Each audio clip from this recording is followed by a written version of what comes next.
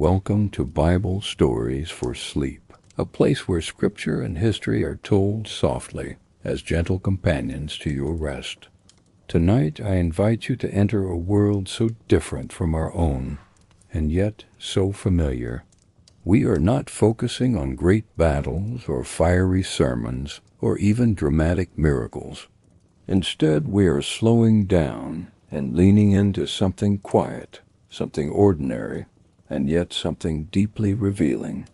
Tonight we explore the strange and forgotten ways people once slept, the habits, the discomforts, the dreams, and the sacred moments that shaped their nights. As you close your eyes, let your breathing soften. Let the edges of your day begin to fade away. There is no hurry, no demand, only a slow and gentle journey.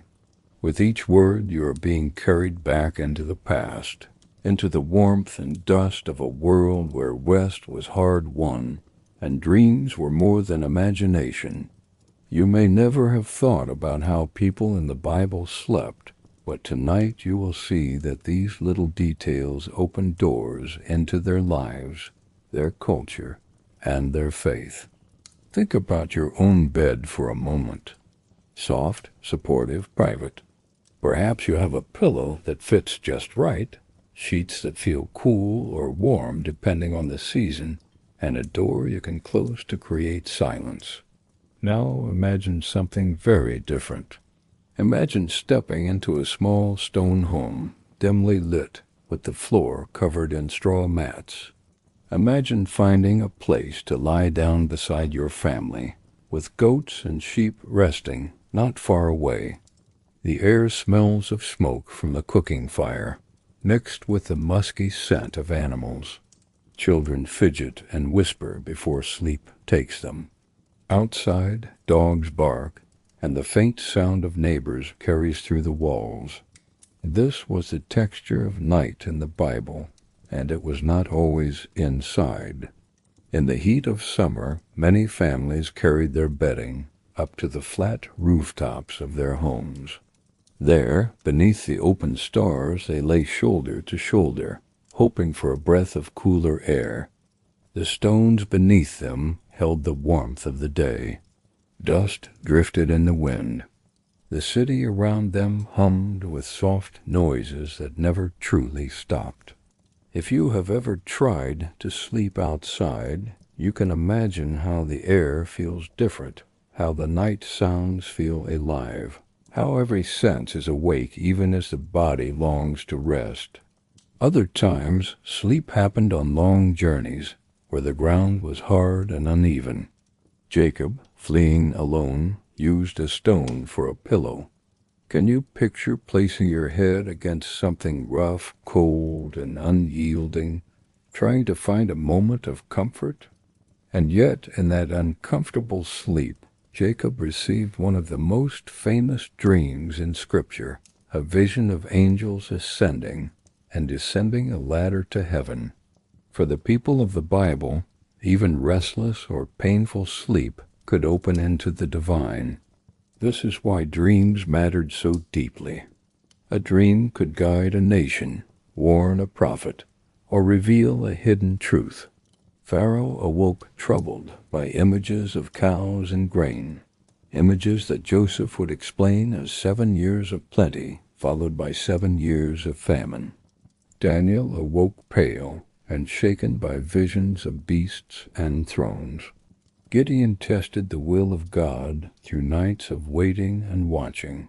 In this ancient world, sleep was never just sleep. It was survival, it was family, it was faith, and sometimes it was a doorway into the voice of God. Take a deep breath in now and let it out slowly. Feel your body resting, supported, and safe. You do not need to imagine the discomfort of straw mats or cold stones beneath your head. You can simply notice them as stories, as echoes of the past, while your own body enjoys the softness of your present.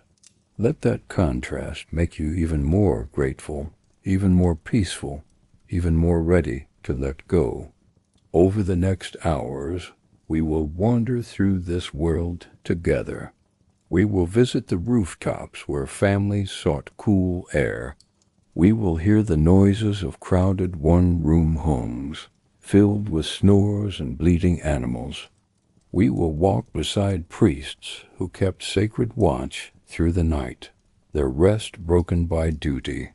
We will explore the strange and vivid dreams that disturbed kings, encouraged prophets, and tested the faith of ordinary men.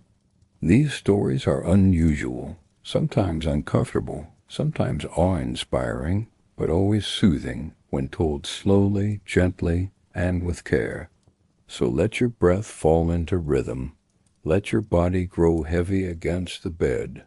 The journey is just beginning. Each chapter will carry you deeper, not only into history, but also into rest. You may drift away at any point, and that is perfectly fine. The words will continue, flowing softly like a stream, carrying you along, even if you do not hear every detail. Sleep in the Bible was nothing like sleep today. It was noisier, harder, more crowded, more sacred, and far less certain. And yet, within that strangeness lies a quiet beauty, a reminder that rest has always been precious, a reminder that in every age the night invites us to lay down our burdens, to surrender, to dream. As you prepare for your own rest tonight, let these ancient nights draw near. May their sounds, their textures, and their mysteries lead you into peace. As the light grows stronger, you make your way to the outer courtyard where the day's work awaits. The stone floor beneath your feet is cool at first, but it will soon heat up under the rising sun. You notice the texture of the ground, worn smooth in some places by generations of footsteps, and rough in others where cracks have formed. The morning air carries the mixed fragrance of earth, olive oil, and fresh bread baking in the clay ovens.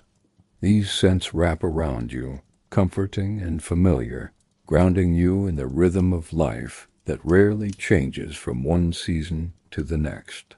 Every household has tasks to complete before the heat becomes too intense. Some members of the family lead the animals to the fields, while others remain behind to grind grain or prepare meals. The sound of the grinding stones echoes steadily, a low and soothing hum that fills the courtyard like a background song. It is a rhythm that marks the hours, slow and unhurried, reminding you that life here flows with the pace of nature, not machines. Time is measured by the position of the sun, by the shadows stretching and shrinking across the ground. Imagine yourself holding a clay jar, rough at the edges yet sturdy in your hands. You walk to the communal well, joining others who have come to draw water. There is quiet conversation, soft laughter, and the steady splash of buckets dipping into the cool depths. The rope creaks gently as you pull it upward, hand over hand, until the jar is full. The water is heavy, pressing against your chest as you carry it back, but the weight feels like purpose.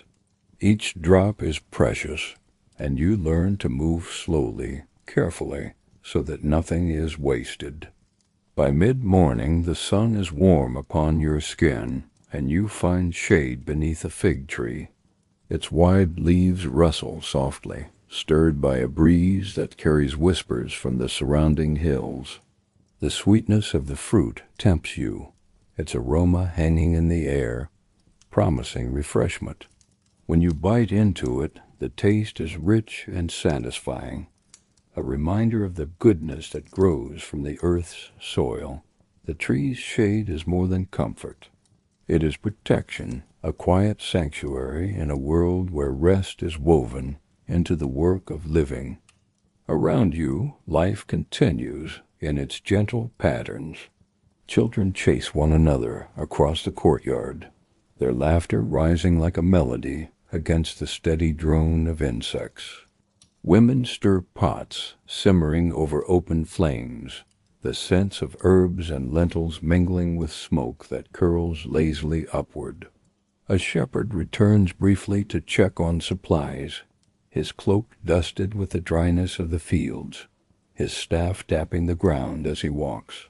Every detail tells a story of a people who live close to the earth, close to one another, and close to the simple rhythm of day and night. As the day stretches toward noon, the heat becomes stronger. The walls of the home, built from heavy stone, shield you from the brightness outside. Inside, the coolness wraps around you like a quiet embrace. You settle onto a woven mat, the fibers pressing gently into your skin, grounding you once more in the present moment. The quiet hum of daily life continues, but it is soft by the thickness of the walls, creating a cocoon of calm. Your body begins to slow, breathing in the quiet as naturally as air. This is how life in biblical times unfolded, steady and deliberate, guided by the sun, the seasons, and the needs of the community. There were no clocks demanding urgency, no endless stream of messages pulling attention in every direction. There was only the rhythm of light and dark, work and rest, silence and song. In this world, every sound, every scent, every movement carried meaning, and each moment was lived in full presence. The sun has passed its highest point, and the afternoon stretches before you with a heavy warmth. The world outside shimmers with heat, the stones glowing almost white beneath the wide, cloudless sky. Life slows in these hours when the body seeks shade and stillness. You find yourself beneath a canopy of woven reeds, where the air is slightly cooler, carrying the faint smell of dust, pressed olives, and clay jars resting against the wall. Even the animals rest, their quiet breathing blending with the distant hum of cicadas. It is a time for silence, a time for reflection, a pause written into the very rhythm of creation itself. In this lull, stories become the center of community life. Imagine sitting in the courtyard, the cool stones beneath you, as elders begin to speak. Their voices are slow, deliberate, rich with memory. They do not hurry, for the words themselves carry weight. Each pause is an invitation to reflect, to feel the truth of the story before the next line arrives. The listeners lean forward, caught by the rhythm not only of the tale itself but of the way it is told. The words float into the still air, each one wrapping around you like a soft fabric, drawing you deeper into peace. The stories are not written in books for everyone to read. They live in the breath and the memory of those who guard them. These words pass from mouth to ear, from one generation to the next, like a treasure carefully carried across time. You hear tales of ancestors who wandered in deserts, of kings who ruled with wisdom or folly, of prophets who spoke with fire in their voices. Each story is more than entertainment. It is a guide, a mirror, a thread weaving the people together. Picture yourself in the midst of such a gathering. The sky above begins to soften, and the shadows lengthen. A gentle breeze brings relief from the heat, rustling the branches of olive trees nearby. The storyteller's hands move slowly, shaping the tale with gestures that feel almost like part of a ritual. His voice lowers, then rises again, pulling you deeper into the world he describes. You feel yourself swaying gently with the cadence, your mind drifting between wakefulness and dream. Children cluster close, their eyes wide, their small bodies leaning against their parents. They listen as if the words themselves were food, nourishing their souls in ways bread alone could not. For them, these stories are maps of the world, teaching them where they belong and who they are. For the elders, they are reminders of promises made and promises kept, of struggles endured and victories hard won. For everyone, they are a way to remember that life is not only about tasks and survival, but also about meaning, connection, and wonder. Sometimes music joins the stories. A flute's soft notes drift into the air, carrying the fragrance of the evening with them. A hand drum beats slowly, steady as a heartbeat, grounding the listeners in rhythm. Voices rise together in song, low and soothing, blending with the cooling air. The melodies are simple, repeating, designed not to dazzle, but to hold. They anchor the mind, creating a space where the spirit can rest. The courtyard glows in the last light of day. Oil lamps are lit one by one, their flames flickering gently, as if bowing to the twilight. The golden light reflects off jars of water, clay bowls, and woven baskets filled with figs and bread. Shadows stretch long and soft across the stone floor, and the cool of the night begins to push against the heat of the afternoon. You can almost feel the way the body relaxes, relieved to know the hardest hours have passed. And this is when stories settle most deeply, when hearts are open and minds are calm. Imagine hearing a tale of Jacob resting his head on a stone, or Elijah listening for God in a whisper of wind. These are not just stories of the past, but living reminders that the divine often enters through silence, through dreams, through the quiet spaces carved out by daily rhythms. The listeners know this, and so they wait for each word with patience. The tale is not meant to be rushed. It unfolds like a journey, step by step, guiding the soul gently into rest. You may find yourself breathing slower now, as if you too were sitting in that courtyard. The warm air cools, the sound of soft voices blends with the strumming of a lyre, and the steady beat of a drum calls your heart into rhythm. Everything is calm, everything is safe, and every detail invites you deeper into stillness. As the evening deepens, the stories begin to shift in tone. What began as gentle accounts of family or village life turn into weightier matters. Prophets and dreams become the focus, and the listeners lean in closer. There is something about the night that makes the mysterious feel nearer, more possible. With shadows long and the world hushed, tales of visions and divine messages feel at home, as if the veil between heaven and earth is thinner under the stars. The elders speak of nights when ordinary men and women close their eyes in exhaustion, only to awaken with their lives forever changed. Dreams are not dismissed as random or meaningless. In these times they are seen as messages, warnings, or revelations. Each detail is remembered carefully, every image and symbol carried like a fragile flame that could not be allowed to go out. A dream might guide a journey, warn of danger, or open a door into the unknown.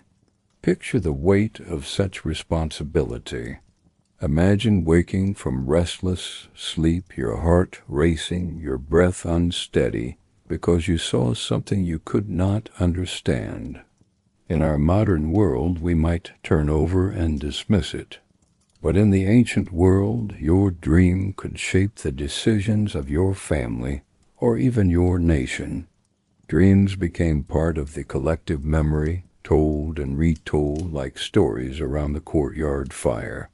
The entire community might gather to consider what it meant, voices overlapping in quiet debate as the dreamer sat silently, carrying the burden of wonder and fear. The air is cooler now, and the soundscape of the night changes. Crickets replace cicadas, owls call softly from distant trees, and the quiet shuffle of animals settling into sleep creates a kind of music. Goats huddle together for warmth. A donkey brays once, then falls silent. The warmth of the day lingers in the stones, when above you the stars emerge, glittering like countless lamps hung across the heavens. Under this sky the storytellers continue. Their voices blend with the night air, calm and steady, like a river flowing at its own pace. One story describes a priest keeping watch in the temple, drifting in and out of sleep as the oil lamps flicker. His shift is long, and the sacred space is quiet, save for the occasional crackle of flame. In his half-dreaming state, he feels the presence of the divine, a voice that pierces the silence without sound. The listeners breathe more slowly as the elder's voice paints the scene. It is not a tale of action, but of stillness, of mystery, of the holy brushing close to human life in the quietest of hours. Another story drifts into the memory of Joseph, the son of Jacob, a dreamer from his youth. The elders remind their listeners how Joseph's dreams once angered his brothers, how they laughed at the idea of bowing down to him. But those same dreams would one day unfold with stunning accuracy, reshaping the destiny of entire nations. The telling of this story lingers on the quiet moments of Joseph in prison, lying awake on cold stone, holding on to the fragile thread of faith while waiting for his gift of interpretation to open a path of deliverance. Imagine him staring up at the dark ceiling, whispering silent prayers into the emptiness, his body weary, yet his mind still alive with visions. The courtyard grows even quieter. Children who began the evening wide-eyed now fight against sleep, their heads resting on their mother's shoulders. The drum slows, then stops altogether. Only the soft strum of the lyre continues, weaving a lullaby that matches the rhythm of breathing. The stories themselves seem to slow, their sentences stretching out like the night itself. Every pause becomes longer, every silence deeper, until the listeners are caught in a space between waking and dreaming. Imagine sitting there yourself, wrapped in a shawl against the cool night air. The oil lamps flicker, casting a golden glow that dances on stone walls. Around you, the voices fade into murmurs, blending with the sound of night insects and distant dogs barking faintly at the edge of the village. Your eyes grow heavy, your body loosens, and you realize that the line between the storyteller's world and your own has disappeared. You are no longer simply hearing the stories. You are inside them, part of them, drifting into the same timeless rest that generations have known before you. Now the night is fully alive, not with noise but with presence. Every star above seems to whisper of mystery. Every cooling breeze carries a reminder of ancient hands and voices. You rest with the knowledge that sleep in this world is never only sleep. It is a doorway, a passage, an invitation to the unknown. And in the hush of the courtyard, surrounded by family and strangers alike, you find yourself surrendering, ready to step into that ancient rhythm of rest. Chapter 5.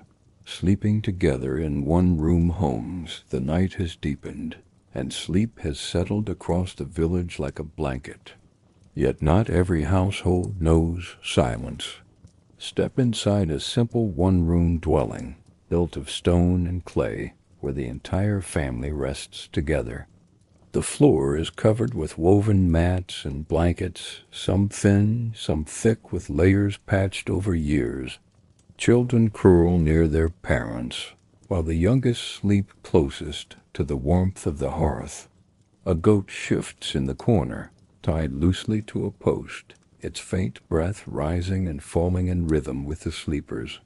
A chicken stirs beneath a basket, feathers rustling before it settles again. Privacy is rare, and rest is something shared. The air is heavy with the sense of life lived closely together. The lingering aroma of lentil stew clings to the pots near the fire pit. Smoke curls faintly in the rafters where it mixes with the earthy smell of straw brought in for the animals. You hear the soft sighs of your siblings, the gentle snore of your father, the occasional whimper of a child shifting in a dream. Sleep here is never silent. It is alive with sound, with the breathing of bodies and the rustle of creatures that share the space. Imagine trying to drift into slumber while every sound reminds you that you are never alone. Yet for these families, this closeness brings safety. Walls are thin, and danger can come quietly in the night, whether in the form of a thief, a wild animal, or a sudden storm. To rest together means to protect one another. If one stirs, the others notice. If a cry is heard, many ears awaken. This is a different kind of comfort, one rooted not in soft mattresses or quiet rooms, but in the assurance that you are part of a circle woven into the lives of those around you. Think of how the human senses adapt in such an environment. The body learns to rest even with sound, even with movement. The mind learns to drift into dreams, though a rooster may crow at an odd hour, or a donkey may shift against its tether. The rhythm of life is louder, but also steadier. It is a chorus of sleep, with voices high and low, soft and rough, all blending into a kind of music. Imagine yourself lying there, your head on a simple cushion stuffed with wool, your body wrapped in a rough but warm blanket. Around you, the room breathes as one, a symphony of rest that carries you deeper into peace. Occasionally, the night is interrupted. A sudden rainstorm pounds against the roof, and the family stirs as water drips through the thatch. Someone rises to adjust the coverings, while others pull blankets tighter. The animals shuffle nervously, their sounds filling the small space. But soon the storm passes, and the rhythm of sleep returns. It is not perfect, not without disturbance, but it is steady, and it teaches endurance. In the morning all will arise together, rubbing sleep from their eyes, ready to face the day. Now imagine the children who grow up in such a setting. For them the sounds of sleep are as natural as breathing. They do not long for silence because silence would feel strange, even empty. Instead, they know the comfort of being close, of feeling the warmth of others, of hearing the steady drum of a father's snore, or the soft rustle of a mother's breath. These sounds become anchors, reminders that they belong, that they are safe in the midst of life's uncertainties. For you, perhaps used to closed doors and separate rooms, this way of life may feel unusual, even uncomfortable. Yet in the ancient world, this was the norm.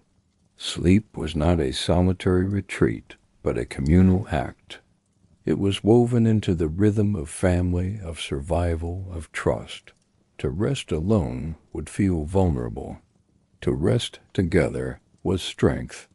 And so, as you listen now, you may feel the weight of that truth settling softly over you.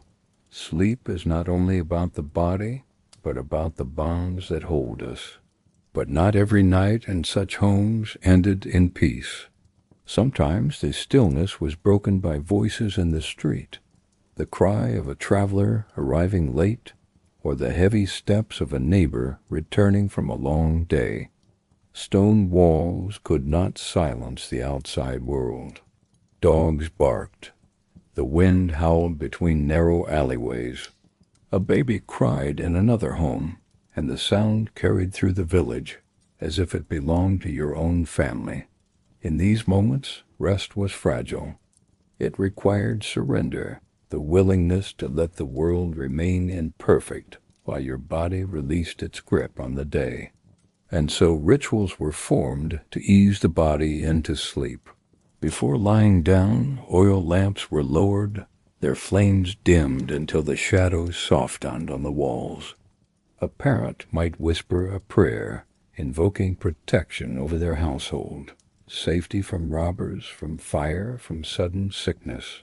These prayers rose like incense, a final act of trust before eyelids grew heavy. For children, the prayers were a lullaby, a reminder that even when their parents could not guard every danger, the God of Israel neither slumbered nor slept. Faith itself became a pillow. Imagine lying there, half asleep, as your father's voice fades and silence takes over. You pull your blanket close. Your skin feels the roughness of the wool, but it is warm.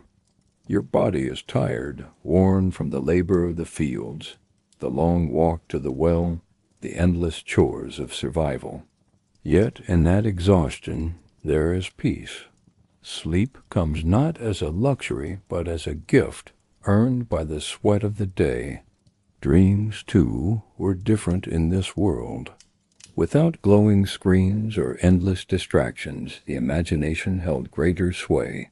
Children dreamed of shepherding flocks, of climbing hills, of tasting honey from the comb. Adults dreamed of harvests abundant, of debts forgiven, of long journeys under open skies. And sometimes dreams were seen as more than fancy. They were messages, warnings, glimpses of the divine. To wake from such a dream was to wake with purpose, perhaps even with fear. For in those days, sleep and the sacred were never far apart. Think now of yourself, lying there in the darkness. You can hear the steady rise and fall of breath all around you. You can smell the earthy mix of smoke, straw, and life. You can feel the uneven floor beneath your mat, yet it is familiar, grounding. Slowly you allow yourself to melt into that rhythm. Each inhale joins the others. Each exhale is released into the room like a tide pulling back to sea. You are not alone. You are part of something larger, something ancient. And this is the heart of rest in the ancient world. It was never only about one person. It was about the community, the family, the bond of shared survival. When one stirred, all stirred. When one was safe, all were safe. When one prayed, all were covered by the words. Sleep was not escape, but unity. Not isolation, but belonging. Perhaps tonight you too can draw from that wisdom. To rest is to trust. To surrender to the night is to remember that life is more than the burdens you carry, more than the worries that press on your chest. Rest reminds you that you are held. You are not alone in the darkness. Just as families long ago breathed together, so too are you part of a greater rhythm, one that spans generations, one that whispers peace into your soul. Now close your eyes. Let the hum of life surround you, like the soft sounds of a village asleep. Let the ancient prayers linger over you, as though spoken across centuries, still warm with faith. Release your grip on the day. Feel your body grow heavier, softer, warmer, as though you, too, are lying on that simple mat, wrapped in a blanket of belonging. And as the night deepens, allow sleep to gather you into its arms, steady and sure. The night in the biblical world was not just a pause between days. It was a living presence, a quiet companion, both comforting and unsettling. When the sun dipped behind the hills, shadows lengthened across the land, and the rhythm of life shifted. Work ceased, fires were kindled, prayers were whispered, and the great blanket of darkness settled over the people. For them, night was not empty time. It was a realm with its own character, its own voice, its own teachings. Imagine lying on your mat as the last traces of daylight fade from the walls. The flicker of an oil lamp dances across rough plaster, its flame trembling with each movement of air. Soon the lamp will be extinguished, leaving only the glow of stars above and the soft glow of embers dying in the hearth. You can smell the lingering smoke from olive wood, mingling with the faint sweetness of crushed grain stored in clay jars nearby. Every detail of the home seems sharper in the quiet, as though the absence of daylight sharpens the senses. Step outside with me into the stillness of a biblical night. Above, the stars scatter in countless numbers, so bright that they cast a faint silver sheen on the ground. The moon rises like a guardian, offering light for travelers and watchmen. The air is cool against your face, carrying scents of earth, sheep, and distant fields. There are no street lamps, no mechanical hum, only the steady chorus of crickets and the occasional call of an owl from a fig tree. Even silence has layers. Even darkness has texture. Shepherds knew these nights well. Out in the fields they would sleep lightly, ears tuned to every rustle in the grass. Their fires burned low, their cloaks wrapped tightly around their shoulders. Some leaned against rough stones, while others stretched across the ground with nothing but the stars for a canopy. For them, sleep was a fragile thing, broken often by the bleating of lambs or the distant howl of a jackal. Yet there was comfort, too, for the heavens overhead seemed like a vast reminder that they were not alone. Inside the village, families settled into their cramped quarters. Fathers shifted, trying to find comfort on woven mats. Mothers hushed babies, their gentle voices weaving lullabies into the air. Children, exhausted from play, surrendered quickly to dreams. And in the far corner, perhaps a grandparent coughed softly before sighing into slumber. There was no complete silence. Sleep was always shared, always communal. Every snore, every breath, every stir became part of a chorus that carried the household through the night. But sleep was not always peaceful. Dreams held power. They were messengers, bridges between the human and the divine. Some dreams were comforting, carrying images of green pastures and flowing streams. Others were unsettling, filled with shadows, strange voices, or warnings of what was yet to come. To the ancient mind, a dream was not dismissed. It was studied, pondered, weighed carefully. Was it a reflection of the heart, or was it a message from beyond? The night was a threshold where the boundaries between heaven and earth seemed thinner, more fragile, more open. Imagine drifting into such a dream. You are lying on your mat, surrounded by your family. Yet in the world of sleep you are suddenly walking through fields bathed in silver light. A figure approaches, perhaps familiar, perhaps unknown. They speak words you cannot fully remember when you wake, yet you know they were important. You rise in the morning with the dream clinging to you like dew, wondering what it meant, whether it was a whisper of divine purpose.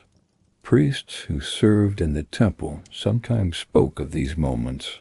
They too kept watches through the night, sleeping in shifts, ensuring that offerings were tended and fires did not go out. Their rest was disciplined, sacred, set apart. Even in slumber they bore the weight of responsibility, guardians of the holy space, protectors of the covenant between heaven and earth.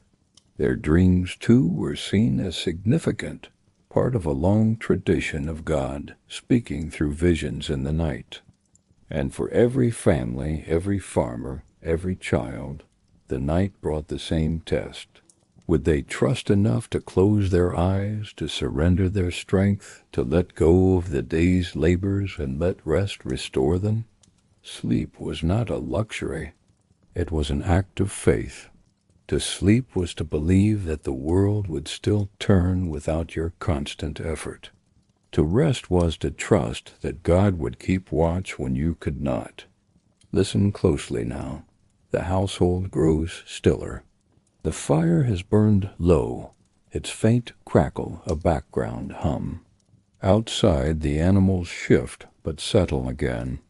The stars remain fixed above, steady, patient, eternal.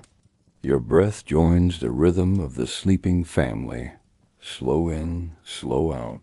Slow in, slow out. With every breath you feel more connected to the generations who lived this way, who prayed, who trusted, who surrendered their nights to rest. There is something deeply human in this rhythm, something unchanged across centuries and cultures. The need to pause, the need to dream, the need to believe that tomorrow will come. As you picture yourself in that ancient home, surrounded by warmth, by breath, by the quiet trust of a people who looked to heaven for their safety, you may feel your own body surrendering. Your own heart slows. Your thoughts grow lighter. Your eyes grow heavy. And so the night deepens further. The voices fade. The stars remain. The night has kept its promise, carrying the sleepers toward dawn, holding them in silence until the first birds sing again. What was true then is true now. You do not have to hold the world together. You do not have to be awake for every moment. You are safe to let go. You are safe to rest. You are safe to dream. Sleep in the ancient world was rarely a long, unbroken stretch. Instead, it unfolded in stages almost like waves washing gently upon a shore. People would drift off after the evening meal, rest for a few hours, then rise briefly before returning to slumber again. This segmented rhythm shaped the nights of farmers, shepherds, priests, and kings alike. What seems unusual to us was simply the way life worked for them. Without artificial light or clocks, the body responded to natural patterns.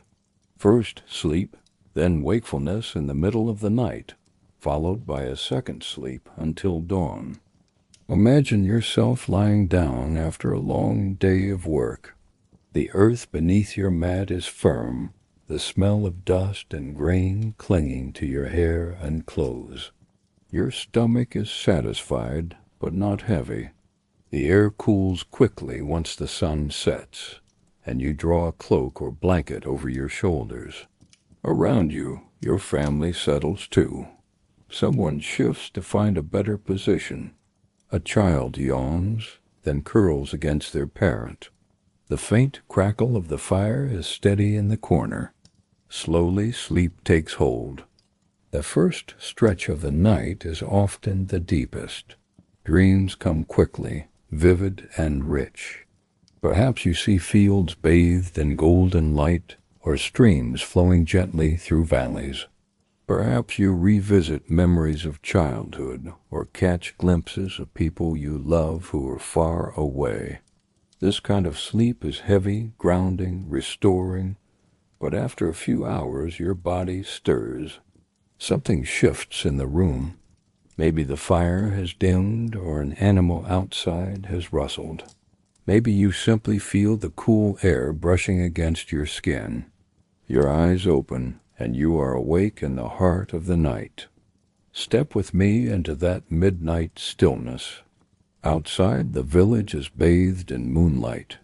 The ground gleams softly, and shadows stretch long across the earth. You can hear the distant sound of water trickling, the occasional bark of a dog, or the faint bleat of a goat in the courtyard. The world feels both vast and intimate, as though the night itself is leaning close. There is no noise of traffic, no glow of electricity, no hum of machines. The silence is alive, filled with breath and presence. Many people used this time to pray. In those quiet hours, with the house asleep and the stars overhead, they whispered words of gratitude or need. Perhaps they repeated psalms or blessings. Perhaps they simply rested their thoughts in God's care. The stillness gave room for reflection, for questions that the busyness of the day pushed aside. Some might step outside to gaze at the heavens, letting their minds wander to the promises given to Abraham, as countless as the stars. Others would sit by the fire, stirring embers back to life, warming their hands before returning to bed. In the scriptures, the night watches often became holy encounters. Think of Samuel, a boy serving in the temple. He lay near the ark of God when he heard his name called. At first, he thought it was Eli. Again and again the call came until Eli realized it was the Lord speaking. Samuel answered, and his life was forever changed. The night became a place of divine revelation, a reminder that God's voice can come when all is still. Jacob, too, experienced this. On a journey far from home, he rested his head upon a stone and fell asleep.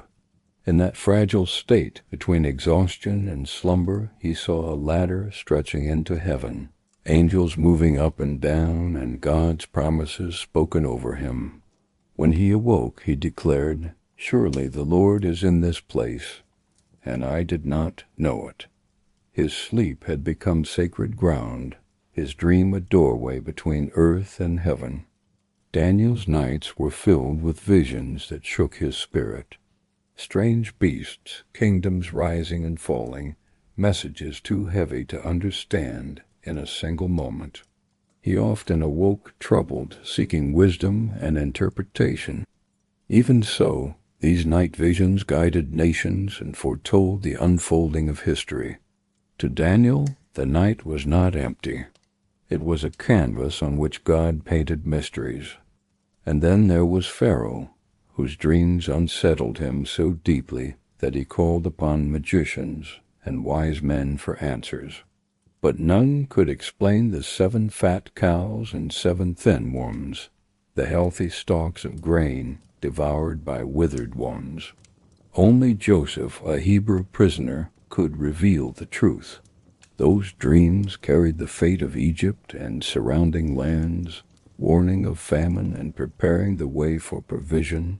Pharaoh's troubled sleep became a turning point in salvation history. Even Gideon, though not visited with dreams in the same way, tested God at night with the fleece, seeking assurance, seeking clarity. In the quiet of the night, while the camp rested, he laid out wool and waited for signs of dew. The night became the stage for his questions, his doubts, and God's patient answers. Imagine the weight of this. Every time you lay your head down, there was the possibility of being visited with revelation. Every dream might be a message. Every stirring in the night might be the beginning of an encounter with the divine. Sleep was never just sleep. It was trust. It was vulnerability. It was an open door. Now let yourself feel the atmosphere of such a night. The first sleep has passed. The house is still. The fire glows faintly. The stars are watchful. You hear the soft rustle of fabric as someone beside you shifts. You breathe slowly, deeply, feeling the weight of your own body resting. The mystery of the night does not frighten you. It holds you, invites you, reassures you. Even in waking, there is rest. Even in dreams, there is purpose. This rhythm of segmented sleep carried a gentle wisdom. The first sleep restored the body. The waking hours allowed for reflection, prayer, or watchfulness.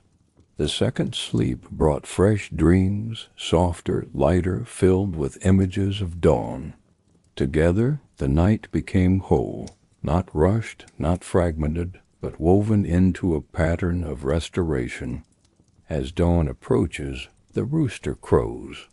Birds stir in fig trees. The light begins to spread across the horizon, soft at first, then brighter. Families rise, stretching, shaking the dust from their clothes. Children rub their eyes. Women prepare the morning meal. Men prepare tools for the day's labor. The night has kept them. Sleep has renewed them. Dreams have whispered to them. And once again, life begins. The temple at night has a presence that is both solemn and alive. Oil lamps stand in niches, their flames reflected in brass and stone, creating a soft, moving light that seems almost breathing. The air here is thick with the scent of incense, the sweet sharpness lingering in the fabric of robes and the grain of the floor. Somewhere beyond the inner courts, the city hums faintly, but within these sacred walls the sound is small and careful. The priests move quietly, not hurried but deliberate, as though every motion were part of a long, practiced prayer. These men do not have the luxury of long, unbroken sleep. Their nights are measured in watches, in rotations that place them at attention for tasks and prayers, then allow only short periods of rest. Imagine the rhythm of such work, a few hours of watchful service, a short sleep near the lamps, then rising to tend the altar, to trim a wick, to sweep an oil pool, to lift a prayer that must be precise. It is a life of interruptions, where rest is folded into duty. Sleep becomes a kind of steady discipline. The temple's architecture reinforces this reality. Chambers open into courtyards and porches, little rooms where shifts are organized and where priests sleep within earshot of sacred spaces. There is no solid barrier between sleep and service. A mat, a cloak, a resting head are never far from the path of ritual motion. At night the lamps cast long shadows that play across carved stones, and every movement seems to be watched by the quiet faces of the faithful. Proximity to holiness heightens both reverence and attention, making even a brief nap feel significant. Night work includes practical tasks that cannot wait for dawn. Lamps must be tended so small fires do not die. Incense must be replenished for rites that might continue into the evening. Sacred implements are cared for, polished, and prepared so that morning worship begins without delay. These chores are quiet but necessary, a choreography repeated across years and generations. Resting between these acts means being ready at a moment's notice, and that readiness creates a different kind of sleep, shaped by duty and devotion. Imagine trying to enter deep dream in such a context. Your body is exhausted from the day's labor, yet your ears are trained to every rustle. The mind hovers between prayer and slumber, and the thin light of a distant lamp keeps one foot in wakefulness. Dreams in these moments often feel like echoes of prayer, tinged with incense and murmured psalms. Some priests wake with a phrase in their mouths or a melody from no waking memory, a small piece of the night holding on as they re-enter the living day. There is a solemn responsibility that accompanies sleep in sacred places. Falling into careless slumber at the wrong time could be spiritually alarming. Rituals require attentiveness, a precision that made dozing a source of concern in certain moments. Yet human bodies will sleep, and the tradition learns to accommodate that fact through carefully arranged rotations and mutual support. The tension between human fragility and ritual exactness becomes a lived practice, shaped by compassion as much as by law. The shifts themselves are communal. Priests serve in teams, supporting one another through the night. When one sleeps, another stands. When one doubts, another steadies the hands. There is comfort in this structure, a sense that the burden is shared rather than carried alone. Relationships deepen in the intimacy of these watches. Confidence is exchanged in the hush of pre-dawn as colleagues become family in a way that the daytime tasks do not always allow. The sensory world of these night shifts is subtle but intense. Heat from braziers rises, warming toes while the rest of the body seeks cool. The smell of oil and cedar mixes with the human scent of breath and wool. The floor underfoot is hard, grooves from years of sandals, impressing a quiet history. Lamps wink and sometimes gutter, prompting a small chorus of footsteps to mend a wick. The tactile world is immediate, composed of the materials of life and worship. Sometimes even sleep carries a sacred quality. The temple holds memories of revelation, and the place seems to draw dreams that feel different, more charged. A priest might sleep by the inner rooms and wake with images that later shape his prayers. These are not always grand visions. Often they are simple phrases or impressions that linger like an aftertaste. Even a small image from such a night could influence how a man interpreted a text or how a community decided to act. The discipline of temple sleep also taught patience. When one is called at a strange hour, the response is calm rather than frantic. Movements are practiced, prayers are familiar, and the mind accepts interruption as ordinary. This patience shows how ritual life can mold character, making rest itself an arena of spiritual formation. Think of yourself in such a room. The lamp throws gentle shadows. A man lies with a folded robe as a pillow. He breathes slowly, ready to be roused, yet somehow at peace. The watchman nods to him, then turns back to the courtyard. You feel the weight of centuries in that hush, a quiet witness to a life ordered around sacred responsibility. Finally, there is hope woven into such nights. The work done in small watches keeps a community alive, preserves memory, and honors the divine. Every trimmed wick, every replenished bowl, every whispered prayer contributes to the ongoing life of worship. Sleep, when arranged around these acts, becomes part of a larger offering. The fragile human rest meets the steady pulse of devotion, and together they shape a life of service. Breathe in slowly now, and imagine the hush of those rooms, the small movements, the soft agreements between colleagues who know the work will continue no matter who sleeps. Feel the steadiness of a tradition that honors both human need and sacred duty. Allow that steadiness to enter your own body as a slow, even rhythm. Rest here a while, held by a history of service and care.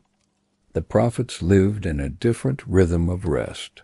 Unlike priests whose sleep was ordered by temple duty, prophets often found their sleep interrupted by visions and dreams that carried divine weight. Imagine lying on a mat after a long day of wandering, your eyes heavy, your breathing deep. Then, instead of ordinary rest, images break through symbols, voices, encounters that feel more real than waking life. Sleep was not always relief for prophets. Sometimes it was the very channel through which their calling pressed itself into their being. Think of Samuel as a boy, sleeping in the temple near the ark. His body sought the ease of a child's rest, but his ears opened to a voice calling his name. That single night reshaped his destiny, showing how fragile human rest could become the doorway to sacred encounter. Prophets learned to live with this uncertainty, never knowing when night would bring restoration and when it would demand obedience. Their sleep carried an undertone of expectancy, as though every dream could be more than a dream. The sensory experience of prophetic nights was heightened. In the silence of hills or the stillness of a desert, the crackle of a fire or the sigh of wind in dry grass created a stage for revelation. The body might ache from travel, the skin carry the dust of roads, but in that weariness lay an openness to vision. The vulnerability of exhaustion often became the prophet's gateway to hearing what others could not. Where most people saw only rest, the prophet encountered a landscape charged with meaning. Some dreams were terrifying. Ezekiel's visions swirled with wheels and creatures beyond description, images that defied waking logic. To dream such things was not like the fleeting fragments most of us forget by morning. These were impressions carved into the mind, carried forward with clarity that could not be dismissed.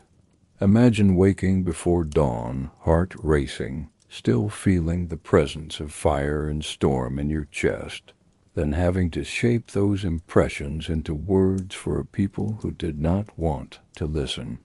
Sleep became both burden and gift. Other nights carried gentler revelations. A phrase repeated in the mind, a face seen in a dream, a sensation of God's nearness that lingered after waking.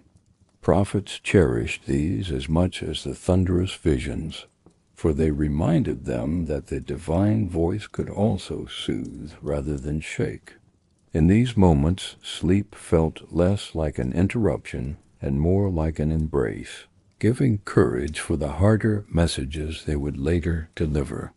These tender nights revealed another side of sacred encounter, intimacy alongside awe. Prophets also knew the loneliness of sleep in exile. Jeremiah wept through nights where visions showed the suffering of his people. Elisha lay under a broom tree, despairing to the point of wanting never to wake again, until an angel touched him and offered food and water. These stories remind us that prophetic rest was not always glorious. It carried despair, heaviness, and the deep vulnerability of those who bore messages few wished to hear. The bed of a prophet was often a place of wrestling, not comfort. Yet in every story there is also provision. Samuel's awakening, Elijah's angelic meal, Daniel's visions of beasts and kingdoms all point to a God who does not leave his messengers alone in their restless nights. The very act of sleeping became an arena of faith, where prophets entrusted their bodies to rest even when their minds were heavy with divine burden. Their trust lay not in uninterrupted slumber, but in the assurance that God would meet them, whether in dream, in silence, or in sustaining strength for the next day. Imagine yourself now, lying in that ancient world with the heart of a prophet. The stars wheel overhead, winds shift across the desert, and your body aches for rest. Sleep pulls you downward, yet you know it may carry more than dreams. It may bring voices, images, or strength that you could never summon on your own. As you breathe slowly, you feel the tension of that expectation, but also the comfort of knowing that even restless nights can be holy. Sleep in the ancient world was not only for the weary poor, the shepherd in the field, or the prophet lying under the open sky. It also unsettled the rulers of empires, kings who commanded armies, who raised palaces from stone and adorned themselves with gold, found that when night came, they were as vulnerable as anyone else. The grandest bed, carved from cedar and draped with linen, could not guarantee peace, and sometimes the very place meant for rest became the stage of revelation. Imagine Pharaoh reclining in his chamber. The lamps burn low, filling the air with the fragrance of oil and smoke. Servants withdraw quietly, leaving silence behind. The heavy night air presses in, warm and close. His eyelids grow heavy, yet the mind refuses to fully let go. Soon dream images begin to flicker, strange, unsettling, unforgettable. First, the Nile flows, dark and vast, its waters carrying life. Out of it emerge 7 cows, sleek and strong, their hides glistening in the moonlight. They graze peacefully along the reeds. Then, without warning, 7 more cows appear, thin and gaunt, their ribs sharp, their faces hollow. To his horror, these weak creatures devour the strong, leaving nothing behind. Pharaoh startles awake, his heart pounding. He tries to steady his breath, but the image clings like a shadow. He drifts back into uneasy sleep, only to see stalks of grain rise tall and golden in the field, full with promise. Then come 7 thin stalks, scorched and withered by the east wind. They consume the healthy grain, leaving emptiness. When Pharaoh wakes again, he knows these dreams cannot be dismissed. They have pierced too deeply, lingered too vividly. Imagine the restlessness of that palace. Servants summoned in the middle of the night. Wise men and magicians awakened, their eyes heavy with sleep, asked to explain what they themselves do not understand. Their words fall flat, their guesses unconvincing. For all the grandeur of Egypt, its wisdom falters before the mysteries of sleep. And so, in desperation, Pharaoh turns to Joseph, a prisoner who carries no title, no rank, yet speaks with the authority of God. Joseph explains with clarity, 7 years of abundance, followed by 7 years of famine. The dreams were not mere fragments of imagination, but warnings written in the language of the night. And from that restless sleep, an entire plan was born, a plan that saved not only Egypt, but countless neighboring lands. What began as disturbing dreams in Pharaoh's bedchamber reshaped history. Nebuchadnezzar of Babylon faced the same humbling. He, too, was shaken by dreams that left him sleepless. His visions were so troubling that he demanded his wise men not only interpret them, but first tell him what he had dreamed, to prove their power. None could. It was Daniel, a captive from Judah, who stepped forward. Through God's revelation, he described the towering statue made of gold, silver, bronze, iron, and clay empires that would rise and fall, shattered at last by a stone not cut by human hands. Can you picture Nebuchadnezzar that night, pacing the marble floors of his palace, torches flickering against painted walls, the Tigris River whispering in the distance? He is the ruler of the most powerful empire on earth, yet he cannot command rest. His dream has shown him that kingdoms crumble, that his own greatness is but one part of a passing story. No army could quiet that truth, no fortress could shield him from it. Dreams stripped him bare, leaving him with questions only the God of heaven could answer. But it was not only Pharaoh and Nebuchadnezzar. In Scripture we find many rulers touched by the mysteries of night. Abimelech, the Philistine king, was warned in a dream not to take Sarah, Abraham's wife. The Lord spoke to him with clarity, preserving Sarah and revealing the seriousness of covenant.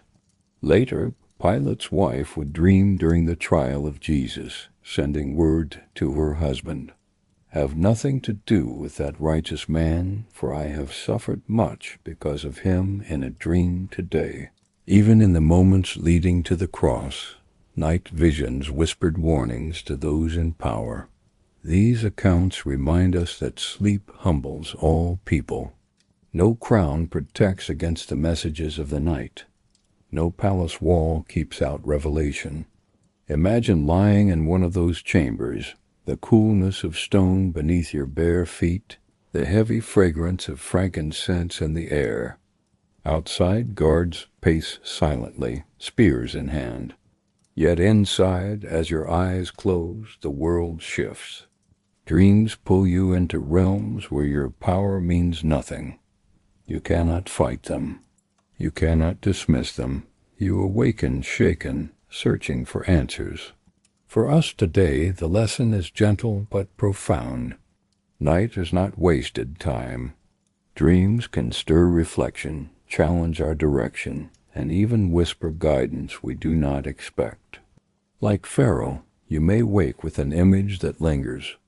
Like Nebuchadnezzar, you may feel disturbed without knowing why. And yet, just as God gave interpretation to Joseph and Daniel, He still speaks through the mysteries of night, reminding us that even our hidden hours are known to Him. So as you rest tonight, think of those ancient rulers. Think of the weight their dreams carried, shaping not only their own lives, but the lives of entire nations. And remember that in the stillness of sleep, you too are watched over, guided, and held.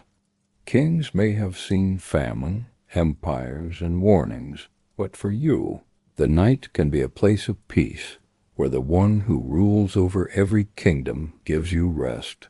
Breathe deeply now. The burdens of today can wait. The God who speaks in dreams, who guides the rise and fall of nations, also cares for your quiet hours. Close your eyes and feel the steady rhythm of your heartbeat. Let it remind you that you are small yet seen, vulnerable yet safe, resting in the care of the one who never slumbers nor sleeps. Imagine the hills of Israel under the blanket of night.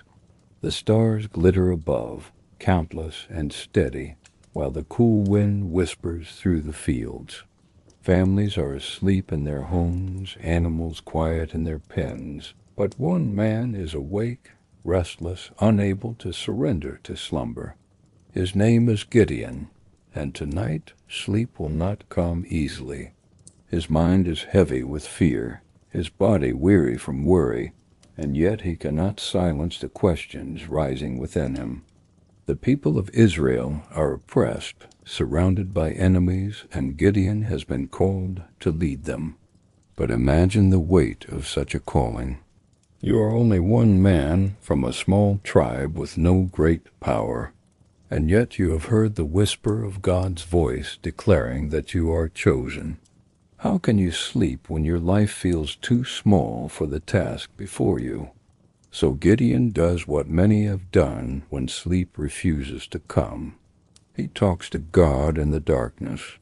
He takes a fleece of wool, soft and thick, and lays it out upon the ground. Then he prays a strange request. If you are truly calling me, Lord, let the dew fall only upon the fleece, and let the ground around it remain dry. Imagine the tension in Gideon's heart as he closes his eyes that night.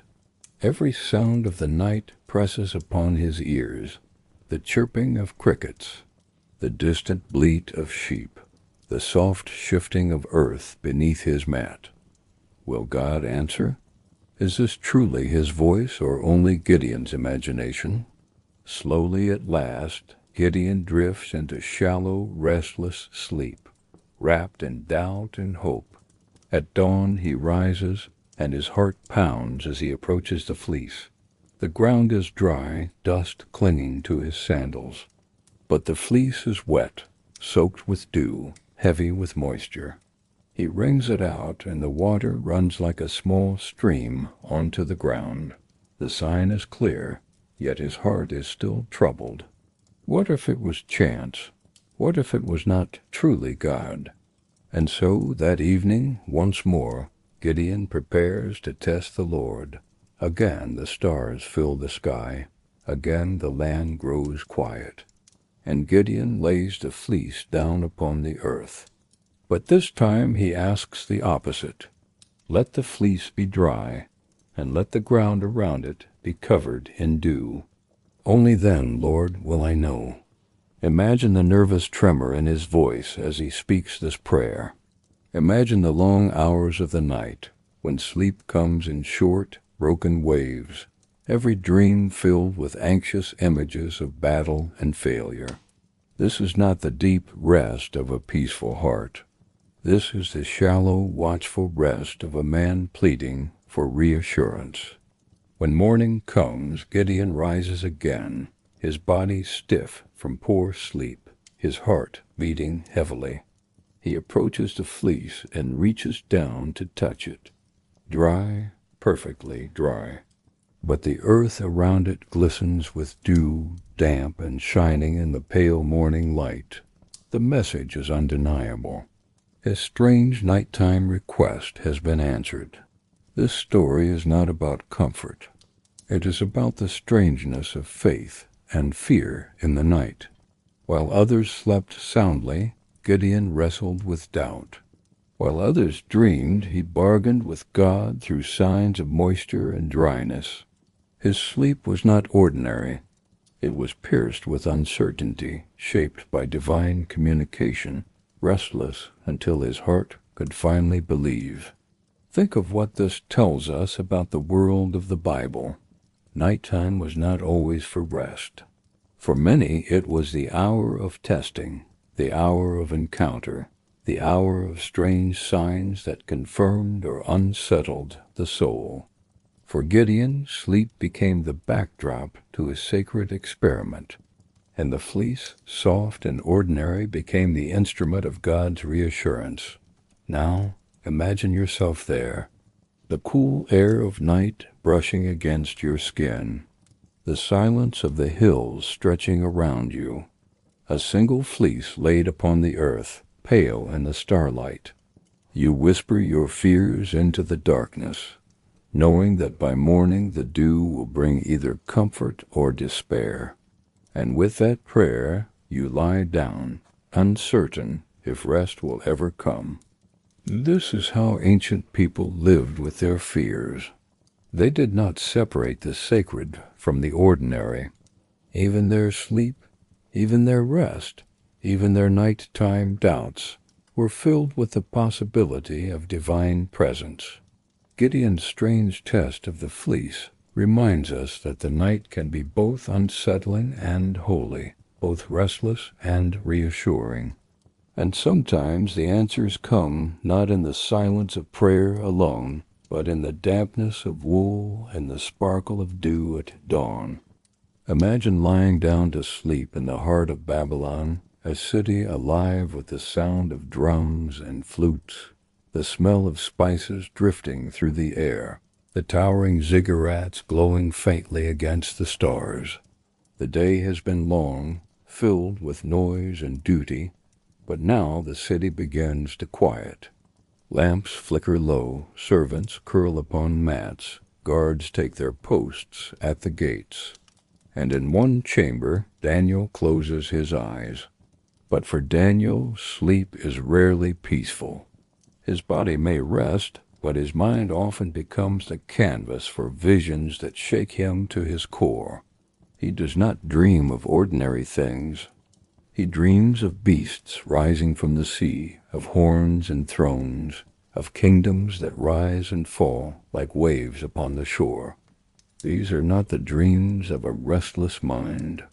These are the visions of a man caught between heaven and earth, given glimpses of mysteries too great for him to contain. Imagine the fear of such nights. You drift into slumber, and suddenly you are standing by a great river. You see creatures unlike any you have ever known, winged and terrible, devouring and conquering. You see flames, and you see a throne of fire, and one like the Ancient of Days seated in judgment. Your heart races, your skin prickles, and though your body lies still upon the mat, your spirit trembles. Daniel often woke from such nights shaken, unable to eat, his strength drained. Have you ever had a dream so vivid it clung to you even after waking, leaving your chest heavy and your thoughts clouded? For Daniel, that was not a rare occurrence. but a rhythm of life. His nights were often heavy with visions, his mornings haunted by what he had seen. Think about how different this is from the rest most people hope for. Sleep is meant to be a time of forgetting, a release from the weight of the day. But for Daniel, it was often the place where the greatest burdens were laid upon him. The night became a stage for divine revelation. The darkness carried messages not just for him, but for empires, for centuries, for all of history. And yet Daniel did not reject these visions. He received them, recorded them, pondered them, even when they filled him with dread. Imagine the lonely courage this required, to bear the knowledge of kingdoms rising and falling, to see the suffering of his people, to glimpse the end of days, and still to carry on with ordinary duties in the court of kings. His sleep was not his own. His rest was not his own. It was part of a larger story, written upon his mind in the silence of night. Picture Daniel after such a vision. He rises slowly from his mat, the first rays of dawn creeping through the shutters. His hands tremble as he pours water to wash his face. His heart is heavy, his eyes clouded, his body weary as though he had wrestled all night. Servants bustle outside, preparing for the day, unaware that in the night Daniel has seen the rise and fall of empires. To them he is only a wise man of the court. To him the night has revealed mysteries too vast for speech. What does this teach us about the strangeness of biblical sleep? That rest was not always gentle, not always sweet. Sometimes the night was heavy with visions that brought more exhaustion than refreshment. Sometimes the hours of sleep left a man weaker, not stronger, because he had been caught up in the mysteries of God. And yet, through these visions, Daniel was comforted as well as troubled. For in the midst of beasts and kingdoms he also saw thrones set in place, judgment rendered, and hope secured. His dreams were not only nightmares, they were promises that beyond the chaos of human history, God was still in control. Even in the terror of night, there was a thread of assurance. So as you listen now, imagine lying beside Daniel. The room is dim, the night air cool. His breathing quickens, his body shifts, his brow furrows. You cannot see what he sees, but you can sense the weight of it pressing upon him. When he wakes, his eyes are wide, his voice hushed, and he writes furiously upon a scroll, capturing the visions before they fade. You realize that for him, sleep is never ordinary. Sleep is always the threshold of the divine. And perhaps this is why his story still moves us. Because in his restless nights we see the truth that sometimes the most unsettling experiences carry the deepest meaning. Daniel's strange visions remind us that even in the dark, even in the quiet, God speaks. And though the dreams may be terrifying, they are not empty. They are part of a plan unfolding beyond our understanding. As you drift tonight, let that thought settle over you like a blanket. Even the strangest nights, even the most unsettling dreams, can hold a thread of hope. Daniel's visions were wild and terrifying, but they pointed to a future where peace would come. And so your own rest, even if troubled, even if scattered with strange images, may still carry whispers of reassurance. Imagine arriving in a small biblical town at dusk. The day's heat has finally softened, and the air cools as shadows stretch long across stone walls and narrow streets. People begin their evening routines, and as night approaches, families carry woven mats, blankets, and jars of water up to the rooftops of their homes. The rooftops, flat and wide, are more than storage spaces. They are gathering places, prayer places, and in the warm months, they are the bedrooms of entire households. If you stood on a higher hill and looked down, you would see dozens of families settling in on their roofs, like a constellation of lights mirroring the stars above. The smell of cooking fires lingers in the air, mingled with the fragrance of herbs hung to dry on rooftop beams. Children laugh softly, their voices carrying in the cool evening breeze. A mother might hush them gently, reminding them that sleep must come soon, while the father carefully smooths the mats across the floor. The youngest children curl close to their parents, while older siblings arrange themselves in neat rows. It is a rhythm repeated night after night, a habit so natural that no one pauses to question it. To sleep under the sky was simply life itself. As the stars appear, conversations grow quieter. The rooftop becomes a place of whispers. A father points out constellations to his children, telling them of the God who placed the heavens above. Perhaps he recalls the words of Psalm 8. When I consider the heavens, the work of your fingers, the moon and the stars which you have ordained. His children, their eyes heavy with sleep, look up in awe at the vastness overhead. Before long their voices fade, and all that remains is the soft sound of crickets in the distance, the rustle of linen blankets shifting, and the slow, steady breath of those drifting into dreams.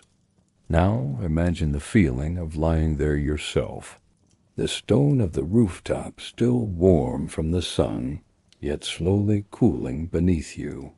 The fabric of a simple mat cushioning your body against the hardness of the surface.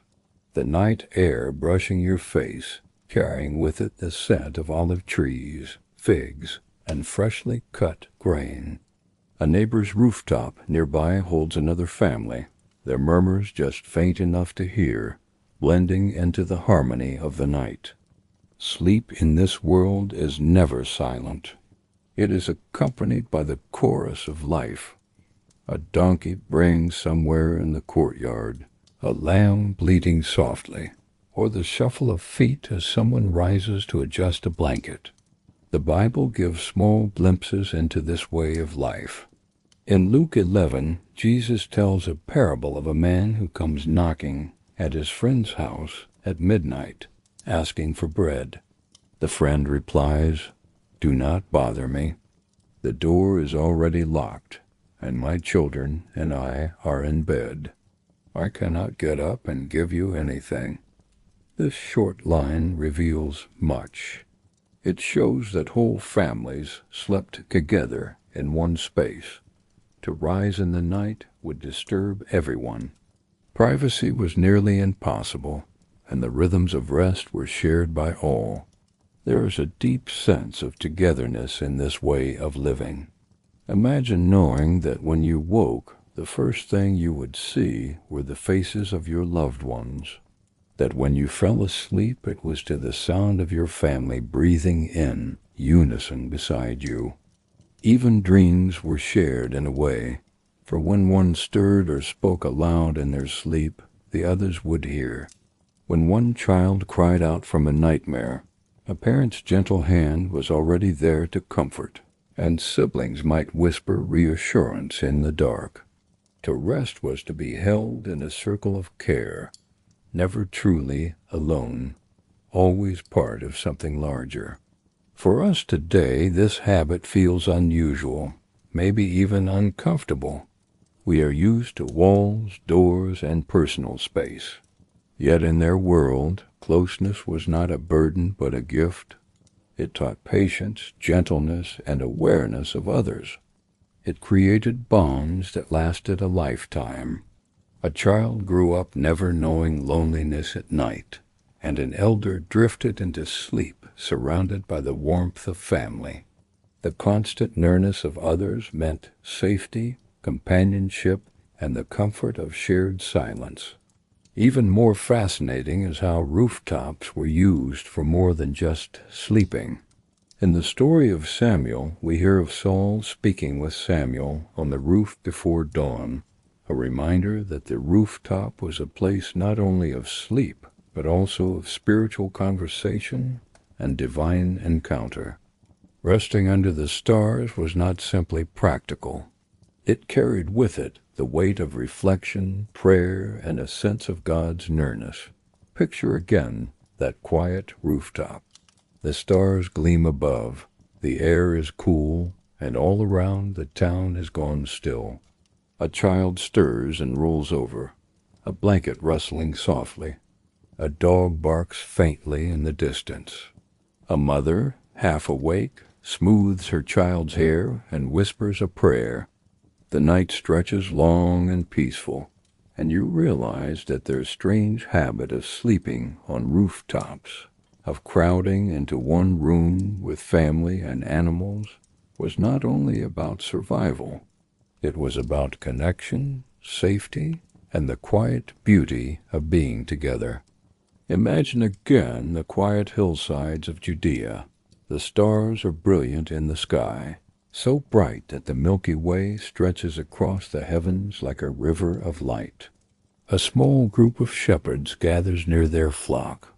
Some are already lying down, heads resting on bundles of cloth, while others remain awake, sitting close to the embers of a fire. It is the first watch of the night. The air is cool, carrying the faint bleating of sheep, the occasional bark of a dog, and the rustle of dry grass beneath hooves. Those who sleep do so lightly, their bodies curled on the earth, while those who remain awake sit alert, listening for sounds that do not belong. Hours pass, and the fire burns lower. One shepherd nudges another awake, whispering softly that it is his turn to watch. The transition is smooth, almost wordless. One man lies down, pulling his cloak tighter around his shoulders, while another rises, stretching stiff legs, rubbing his eyes, and moving closer to the flock. This is the rhythm of the watches. Each man receives his portion of sleep, each man his portion of wakefulness. It is not deep, uninterrupted rest as we know it today, but it is enough. In this cycle, everyone carries both the gift of sleep and the burden of vigilance. The Bible reflects this pattern often. In the Psalms, David writes of meditating on God in the night watches, showing how the silence of these hours became times of reflection and prayer. In Exodus, the Israelites are told to keep watch through the night of Passover, remembering the Lord's deliverance. Their sense of time was shaped not by clocks or alarms, but by these divisions of the night. To say the second watch or the third watch was to mark moments not only of time, but of shared responsibility. Picture yourself as one of those shepherds, half asleep on the ground, waiting for your turn. The earth is firm beneath you, your cloak pulled tight, your breathing shallow as you hover between waking and dreaming. Around you, the sounds of life continue. Sheep shift and murmur in their sleep, insects hum, and the fire crackles faintly. You know you cannot drift too deeply, for soon your name will be whispered, and it will be your task to rise and keep guard. Sleep becomes a series of short journeys, each one cut gently by the duty of watchfulness. This way of life shaped not only shepherds, but entire families and communities. In homes, fathers might take the first watch, sitting by the doorway to ensure safety, while mothers soothed children to sleep. Later in the night, perhaps a grown son would rise and listen for sounds in the street, keeping one ear tuned to danger and the other to the soft breathing of his family. The home itself became a rhythm of alternating rest, a household bound together by trust and shared responsibility. Jesus used this very imagery when he spoke of his return. He told his followers to be ready, whether in the evening or at midnight or when the rooster crows or in the morning. These were the recognized visions of the night, familiar to every listener. His warning carried weight because they understood the weariness of those hours, the difficulty of keeping eyes open while others slept, the temptation to drift into slumber when duty required vigilance. Imagine now the city gates. Guards paced back and forth, their sandals scuffing against stone. Torches burned low, casting long shadows across the walls.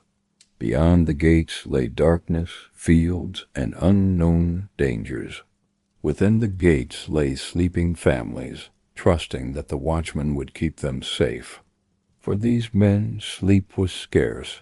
Their lives were bound to the watches of the night, and their duty meant that slumber came in fragments, caught in narrow intervals, sometimes sitting upright against the wall, sometimes on the ground in brief, stolen moments.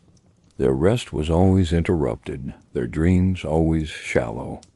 Even the rhythm of prayer followed this pattern. The psalmist writes, "On my bed I remember you. I think of you through the watches of the night." These words suggest that sleep itself was often interrupted by wakefulness, that the quiet hours between watches became sacred moments for reflection. To wake in the stillness, to hear only the sound of the wind, and to turn thoughts toward God was not unusual. It was part of the night's rhythm, a blending of watchfulness and worship. Think again of the shepherds on that hillside near Bethlehem. The Gospel of Luke tells us they were keeping watch over their flocks by night, when suddenly the sky was filled with light and angels announced the birth of Jesus. This moment happened in the very heart of the habit of night watches. While others slept, they remained awake, alert, watchful. Their unusual sleep pattern placed them in the path of divine revelation. Had they all been asleep, the story might have unfolded differently. But their culture of divided rest, their willingness to keep watch, became the doorway through which heaven touched earth. There is something strangely comforting in these habits. Sleep in the ancient world was not an unbroken private escape. It was shared, it was fragile, and it was purposeful. Someone always remained awake, whether a shepherd in the field, a guard at the gate, or a father at the doorway of his home. This meant that every sleeper rested in the knowledge that another was keeping watch. To close one's eyes was an act of trust, an unspoken agreement that while you dreamed, someone else would guard the night. For us, this pattern may feel inconvenient or exhausting. Yet in their world, it was the way life worked. Sleep was not just about the individual body. It was about the group, the family, the community. The watches of the night bound people together, weaving safety, prayer, and devotion into the very fabric of rest. Their unusual sleep habits remind us that rest can be more than just personal comfort. It can be a shared act of faith, of service, and of trust in the God who never sleeps nor slumbers. Rest is not an accident. It is not a weakness. It is not something the ancients thought of as laziness. In the world of the Bible, rest was a command, a rhythm, a blessing given by God Himself. The very first story of humanity does not begin with toil, but with a God who pauses, who sets aside the seventh day, who blesses it and makes it holy. Imagine that the very first gift humanity ever received was the chance to rest, not in a bed, not with a blanket, but in the knowledge that creation was finished and that it was good. Picture the sun slipping below the hills of Eden. The golden light softens the garden paths. The fruit trees cast long shadows across the grass. The air is warm but cooling, filled with the scent of figs, pomegranates, and ripening olives. The work of naming creatures, of tending plants is done. The only command is to stop, to breathe, to watch the stars appear one by one in the sky. That is the first Sabbath, the first rhythm of rest. This pattern carried through all of Israel's history. The Sabbath was not just about sleep. It was about trust. You had to believe that your crops would not wither, that your animals would not suffer, that your enemies would not overtake you while you paused. You had to trust that God's care was greater than your own constant effort. For people who worked with their hands from sunrise to sunset, the idea of stepping back every seventh day was radical. Imagine a farmer setting down his plow, his muscles aching, knowing there were still weeds to pull and fences to mend. Yet he obeyed. He allowed his body to recover, his mind to slow, his heart to turn back toward gratitude. And the Sabbath did not stop with the week. Every seventh year was also set aside. The land itself was allowed to rest. No plowing, no planting, no harvesting, just trust. Trust that God would provide enough to carry the people through. Trust that the soil needed time to breathe, to renew itself. Imagine walking through silent fields in that seventh year. Grass and wildflowers waving where grain once grew. Bees humming in orchards left untouched. A countryside at peace, not busy, not noisy, but quiet. This rhythm is something our modern world rarely honors. We are surrounded by machines that never turn off, lights that keep glowing, screens that keep demanding attention. But in ancient Israel, when the sun went down, the people stopped. The glow of the oil lamp was soft and dim, enough to talk by, enough to pray by, but not enough to labor. Families gathered in courtyards, leaning against the walls, listening to the night. Crickets sang. Donkeys shifted in their stalls. Children's eyelids grew heavy. Slowly, gently, the entire village gave way to sleep, together. That, too, was Sabbath. A pause, a slowing, a surrender. Even the great songs remind us of this truth. One says he gives his beloved sleep. Think of those words. Not bread, not gold, not armies, sleep. The gift of laying down, of loosening your grip, of trusting that the world can spin without you. Imagine lying on a simple mat of woven reeds. The ground is firm beneath you, but the day's exhaustion pulls you into stillness. Your ears catch the faint call of night birds. You smell the smoke of the dying fire. And then the blessing of sleep comes, unearned, undeserved, but deeply given. Rest was also a promise of something greater. The prophet spoke of a day when God's people would enter his rest forever. A rest without fear, without enemies, without toil. That vision was not of ceasing activity, but of finding complete safety, complete belonging. For weary travelers, for laborers, for those who worked until their hands blistered and their backs ached, the idea of eternal rest was more than comfort. It was hope. Think for a moment of the journey through the wilderness. For 40 years, Israel wandered. They pitched tents, folded them up again, and moved. Nights were long under open skies with shifting winds and the howls of unseen animals. People dreamed of a time when they could stop, when they could build homes that did not have to be taken down, when they could rest under their own vine and fig tree, in a land flowing with milk and honey. That was their promised rest. In the temple, too, the idea of rest was woven into worship. Priests worked in shifts, offering sacrifices by day and guarding by night. Yet even they knew there was a rhythm of stepping back. Incense burned, prayers rose, lamps flickered. But there were also hours of stillness, when the chamber was hushed, and the only sound was the faint breathing of those entrusted with keeping watch. Even in service there was rest. The image of rest appears again in the ministry of Jesus. He looked at his disciples, weary from crowds and constant travel, and he said, "Come away with me by yourselves to a quiet place and rest a while." Imagine walking with him into the hills of Galilee.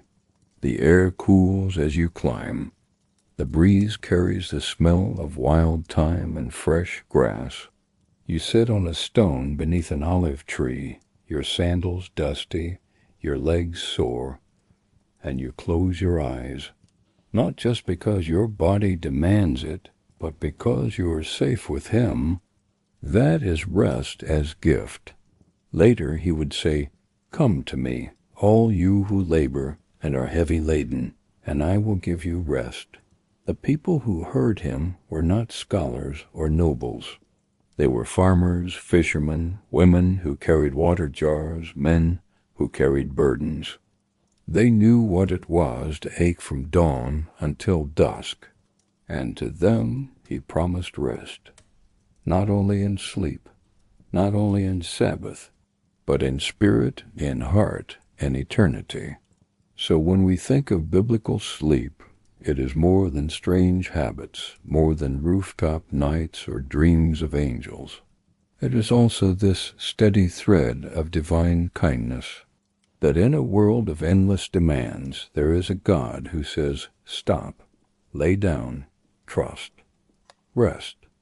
And perhaps tonight, as you close your own eyes, you can share in that same ancient blessing. Your bed may not be made of reeds. Your pillow may not be a stone, but the gift is the same, the whisper of peace, the permission to let go, the promise that sleep is not wasted time, but sacred time. So breathe slowly, let your body grow heavy, let your thoughts drift like clouds, and remember, from the very beginning, the Creator gave his people rest, not as an afterthought, but as a gift, and that gift is yours as well, here and now, tonight. As the night deepens and silence wraps around us like a warm blanket, the Bible opens its pages to show us dreams that carried weight far beyond the sleepers themselves. These weren't ordinary flickers of imagination. They were threads in the grand tapestry of God's story. We remember Joseph, the dreamer. His youthful visions seemed absurd to those around him. His brothers mocked him, and even his father questioned him. Yet those very dreams became the seeds of his destiny. In sleep, Joseph glimpsed what his waking eyes could not see, that his journey would one day save not only his family, but nations in famine. The stillness of night held a promise he could not yet grasp. And then Pharaoh, troubled in his royal chamber, tossed and turned, awakened by dreams of cows fat and thin, healthy, and starved. Who would think that such simple images could carry the fate of Egypt? Yet in that mystery, through Joseph's interpretation, came a plan that saved countless lives. Dreams became a warning, a preparation, and a lifeline. There was also Solomon, young and newly crowned. As he drifted into slumber at Gibeon, God appeared to him in a dream, asking, "What shall I give you?" In that holy night vision, Solomon chose wisdom, not riches, not revenge, not long life. And in return he received a heart of understanding, a gift that would make him the wisest king Israel ever knew. Sleep was the doorway for his request, and God's answer. Even Nebuchadnezzar, the mighty Babylonian king, found himself shaken by a dream. Towering statues, precious metals, clay, and stone images that baffled his wise men. But to Daniel, a man who prayed through the night, the meaning was revealed. Empires rise and fall, but God's kingdom endures forever. a restless sleep turned into a declaration of divine sovereignty. Dreams shaped more than individuals. They shaped nations, shifted power, and unfolded prophecy. In the quiet, where eyes close and defenses lower, God often chose to speak. To dream was not weakness. It was openness, a readiness to receive something far beyond human thought. And so tonight, as you lie in your bed, listening, resting, breathing slowly, remember that the night is not empty. Just as God whispered to kings and prophets, so too can He bring peace, clarity, or direction to you. Your dreams may not topple empires, but they may steady your heart, inspire your path, or remind you that you are seen, known, and loved. Let the night be your sanctuary. Let sleep be not only rest, but also possibility. For in dreams, the Bible tells us destinies were shaped and hope was born. In the world of the Bible, time was not measured by glowing clocks or digital screens. It was measured by light and by shadow, by the sun and the moon, by the changing color of the sky. And at night, when the sun disappeared beyond the hills, time was divided into what were called the watches of the night. We have journeyed together through the strange and sacred landscape of biblical sleep. We have seen families crowded together on rooftops under brilliant stars. We have heard the sounds of one-room homes alive with the breathing of children, the rustling of animals, the prayers whispered into darkness. We have walked beside shepherds keeping watch, priests tending sacred flames, and prophets wrestling with visions too large to hold. We have felt the weight of kings troubled by dreams, the courage of those who tested God in midnight hours, and the faith of those who surrendered to sleep even when tomorrow was uncertain. Through it all, we have discovered that sleep in the ancient world was never just about closing one's eyes. It was about trust, about community, about the sacred rhythm that connected earth to heaven. Picture one last time the quiet village as evening settles. The gates close with heavy wooden beams. Merchants pull down their stalls. Smoke rises in thin columns from the last cooking fires. Slowly, the hum of the day softens into quiet. Families gather, children grow heavy with sleep, and the stars begin their watch overhead. The night is not empty. It is full of presence, full of possibility, full of the quiet assurance that someone is always watching, always keeping guard. As you rest tonight, know that you are part of this ancient rhythm.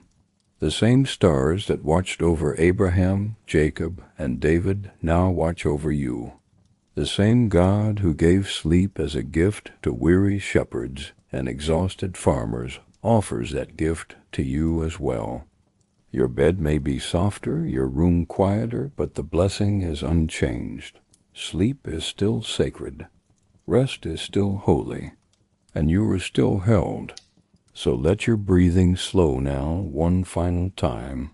Let your body sink deeper into comfort and peace. Feel the weight of centuries lifting from your shoulders, replaced by the gentle assurance that you do not carry tomorrow alone. The watches of the night continue. Heaven keeps vigil, and you are safe to dream. May your sleep be filled with peace. May your dreams carry whispers of hope, and may you wake refreshed, knowing that in the strange and beautiful rhythm of biblical rest, you have found a timeless gift, the gift of surrender, the gift of trust, the gift of sleep. Good night, and may the God who never slumbers nor sleeps watch over you until morning light.